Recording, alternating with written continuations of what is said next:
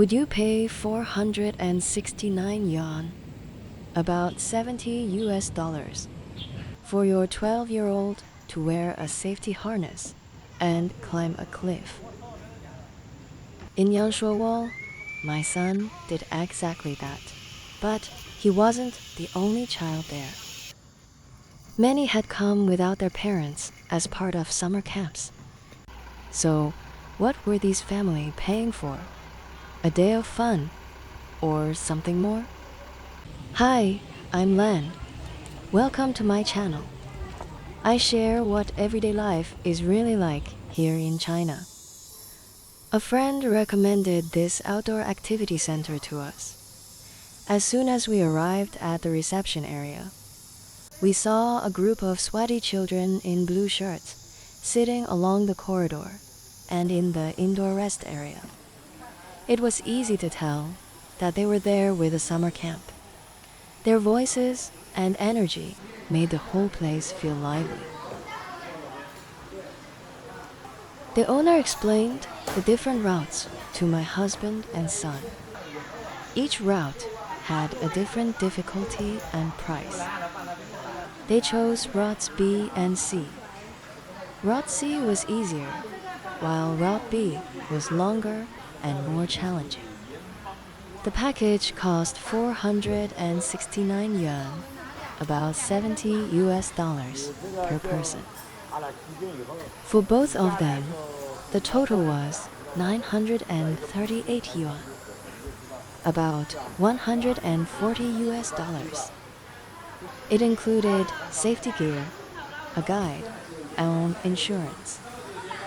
It wasn't cheap, but they were both excited. Once they chose their routes, the instructor helped my son put on his safety gear.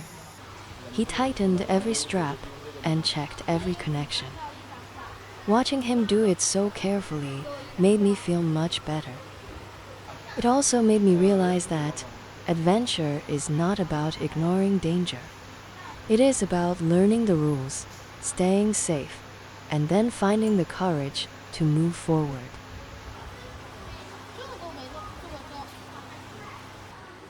The summer camp children nearby looked like they had just finished their activities.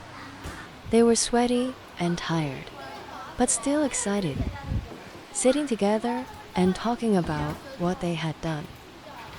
It reminded me that children don't only grow in the classroom. They also grow when they spend time away from their parents, face something scary, trust their teammates, and finish a challenge on their own.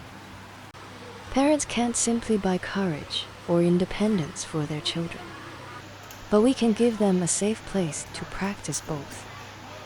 Maybe that is the real value of an experience like this. After putting on his safety gear, my son stood at the entrance and watched the children coming back, tired and sweaty after their activities.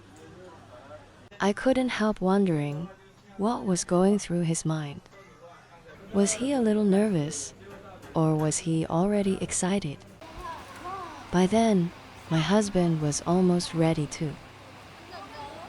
The instructor took them to the starting point and spent more than 10 minutes explaining how to use the safety clips, move along the safety cable, and stay safe on the route.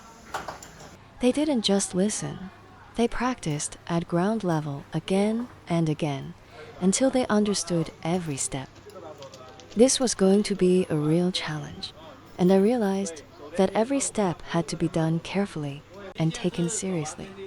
Finally, the instructor pointed toward the rock wall and confirmed one last time that they would be climbing routes B and C.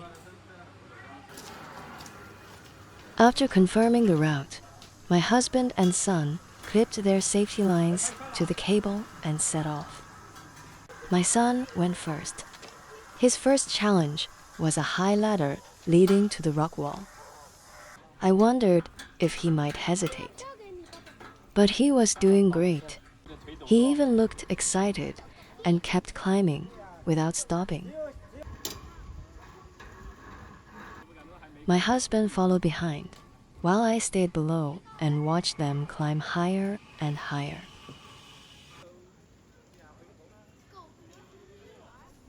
But I couldn't watch for long. Children from the summer camp kept coming down on the zip line above us. Every time Fuqi saw someone flying through the air, he started barking. I didn't want him to disturb the other children, so I took him away from the activity area and waited with him in the open space in front of the camp. Even though I couldn't see them anymore, seeing how excited my son was as he climbed made me sure that he would face the challenge with courage and truly enjoy the whole experience. When I took Fuqi to wait in the open area in front of the camp, I noticed that the river beside us had risen very high. The lower paths were closed, the trees were standing in water, and even the tents by the river were half underwater. Seeing this, I couldn't help thinking about how unpredictable the weather has felt this summer. Many parts of China have faced extreme weather, and some places have suffered natural disasters. Seeing it so close reminded me that protecting the environment is something we all need to take more seriously. More than 40 minutes later, my husband called to say that they had finished the challenge. Around the same time, the summer camp children picked up their bags and got ready to board the bus. Their activities were over, and it was time for us to leave the camp too. We drove back into Yangshuo for dinner. My son sat in the back seat, tired and yawning, but he still looked excited. The challenge had taken a lot of energy, but it also showed him that he was braver than he thought. Moments like this remind me that children don't only grow in the classroom. Trying new things and taking on different challenges are also an important part of growing up. Once we reached town, a small restaurant with a bright red storefront caught our eye, so we decided to eat there. As soon as we walked in, we realized how busy it was. The red plastic tables and chairs, old newspapers, and food posters covering the walls all looked very simple, but the place felt warm, lively, and very local. You could also see the owner's personality in the little details. We ordered 3 dishes with rice, and the whole meal cost only 92 yuan, about $13. It was great value, and the food was even better than we expected. My son was clearly starving after the climb. He even mixed all the sauce left from the stir-fried pork with chilies into his rice. After dinner, instead of heading back, we walked to the nearby Rock Abong climbing gym.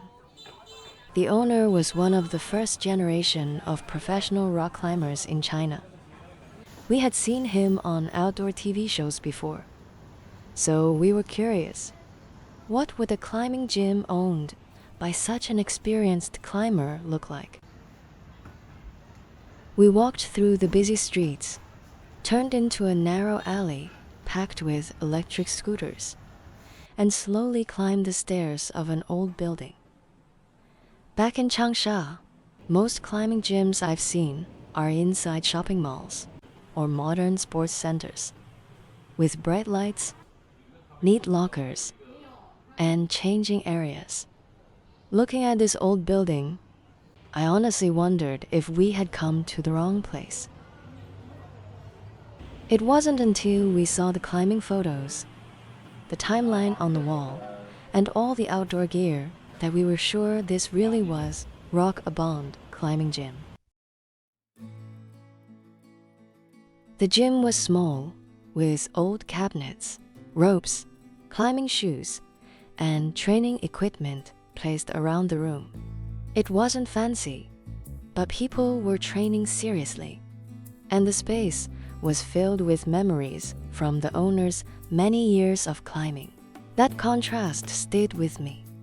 An experienced climber doesn't need a huge fancy gym to prove himself. What truly helps someone go further is years of passion, training, and persistence. Maybe that is also why we are willing to pay for experiences like this for our son.